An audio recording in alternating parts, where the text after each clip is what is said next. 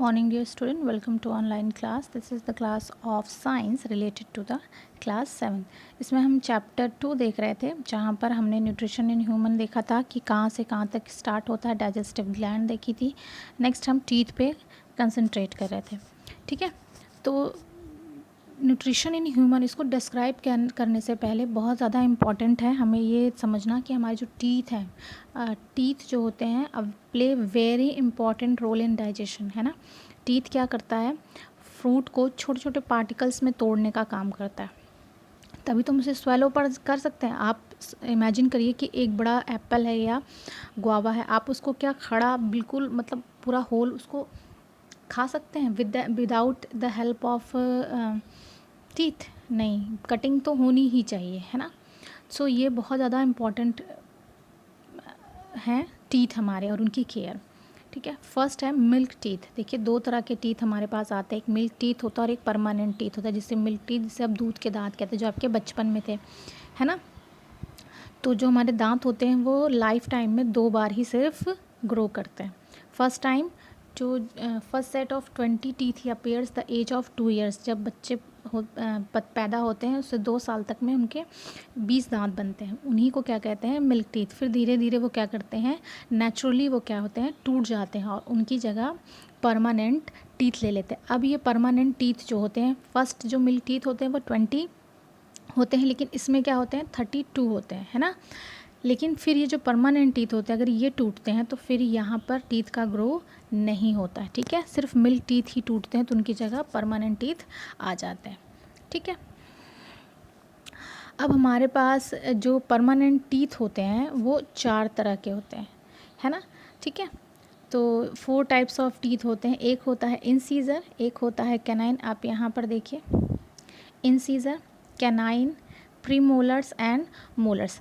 तो आगे के अगर आप आगे के अपने दांतों को देखिए तो ऊपर जो 2 चौड़े चौड़े दांत होते हैं ना, वो क्या है, इंसीजर है. फिर उनके साइड में आप देखेंगे तो एक आपका नुकीला जैसा, है ना, नुकीले जैसे क्या करेंगे, ऊपर 4 दांत जो है वो इंसीजर. फिर उसके बाद नुकीले थोड़े शार्प टीथ दिखते हैं, दैट इज़ कॉल्ड कैनाइन.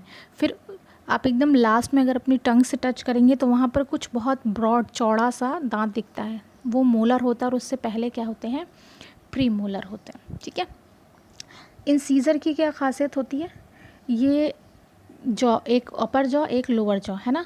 तो ऊपर में 4 होते हैं, आगे के फ्रंट के आपके जो दांत 4 दांत होते हैं जिन्हें स्माइलिंग टीथ बोलते हैं, है ना, वो क्या है, इंसीजर है. और ऊपर 4 हो गए तो नीचे भी सेम क्या हो जाएंगे, 4 हो जाएंगे. इन्हें बाइटिंग और कटिंग, ये क्या करते हैं, बाइट करने में और कट करने में ये यूज़ किए जाते हैं. फिर कनाइन जो आपके नुकीले नुकीले होते हैं, है ना, साइड में जैसे देखेंगे हम लोग वो डेविल वाला जब बनाते हैं तो वो साइड में निकलता है, तो वो क्या होता है, कैनाइन. तो 2 ऊपर वाले जॉ में होते हैं, 2 नीचे वाले जॉ में, तो टोटल कितने हो जाएंगे, 4. ये किसके काम में आते हैं, टीयरिंग करने के लिए, है ना. जो लॉयन वगैरह जो कार्निवोरस होते हैं उनके पास ये टीयरिंग के लिए कैनाइन दांत होते हैं.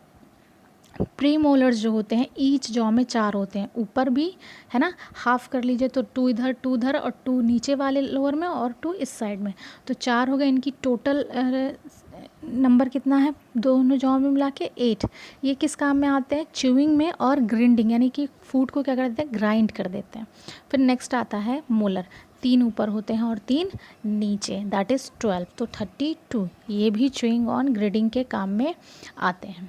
ठीक है ना, ये यहाँ पर डायग्राम दिया हुआ है, आप इसको ईज़िली क्या कर सकते हैं, समझ सकते हैं कि यहाँ पर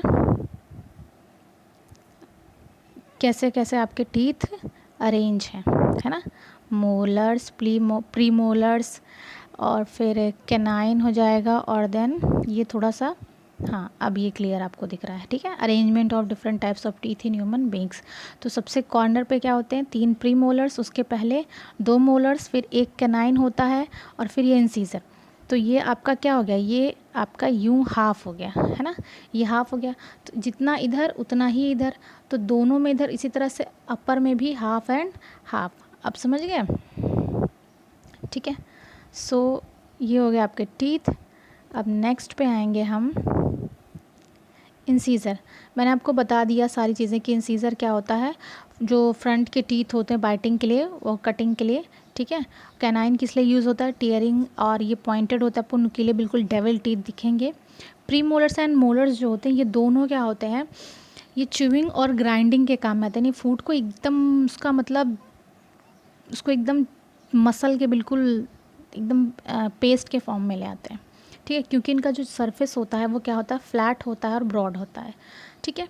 स्ट्रक्चर ऑफ टूथ, तो teeth are fixed into the gums, जो हमारे मसूड़े होते हैं, गम्स होते हैं, उनमें फिक्स्ड होते हैं। Each tooth has the following parts, कई सारे पार्ट्स भी होते हैं, जब आप दांत टूटते हैं तो उसमें भी कई चीज़ होती हैं, जैसे root, crown, neck and enamel.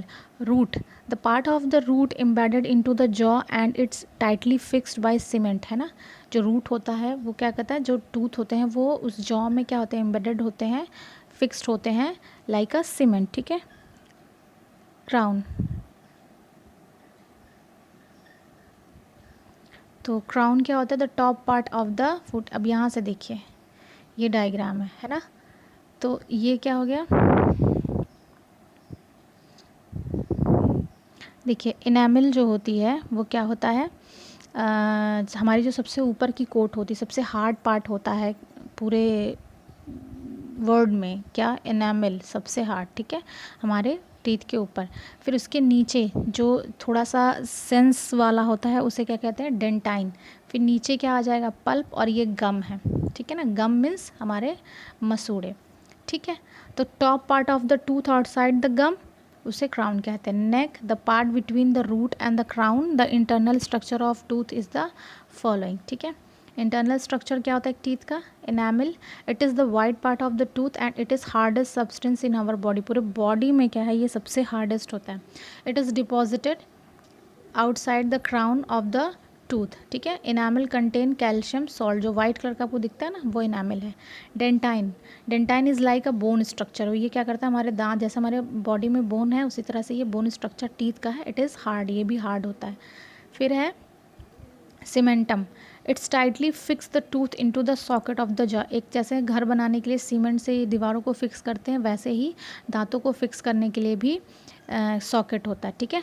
Pulp cavity, ये देखिए इसके नीचे पल्प कैविटी होती है। Inside the dentine there is a soft pulp cavity which contain blood vessels and nerves, जब कभी आपके दांत टूटते हैं तो जब खून निकलता है तो यही पल्प जो होता है यहीं से वो ब्लड आता है, ठीक है। तो इसे एक चीज़ क्या है, कंफर्मेशन बिट है, tooth enamel is hardest material in our body, this is also chemically the most stable tissue in the body, ये टिश्यू है जो सबसे स्टेबल होता है हमारी बॉडी में। That is why teeth are selectively preserved after death, इसलिए हम टीथ को आफ्टर डेथ भी प्रिजर्व करके रख सकते हैं। सो ये आज के लिए यहाँ तक का ही, नेक्स्ट में हम देखेंगे टंग के बारे में, ओके।